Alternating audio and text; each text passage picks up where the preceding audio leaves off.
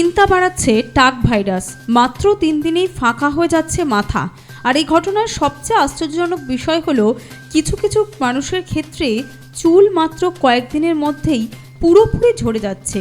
চুল নিয়ে চলছে চুলচেরা বিশ্লেষণ। মাত্র 3 দিনেই ফাঁকা হচ্ছে মাথা, এমনই ঘটনা ঘটছে মহারাষ্ট্রের বুলধানা গ্রামে। বিপজ্জনকভাবে ছড়িয়ে পড়ছে এই ভাইরাস। আর এই রোগ নিয়ে ক্রমশ চিন্তার ভাঁজ গ্রামবাসীদের কপালে।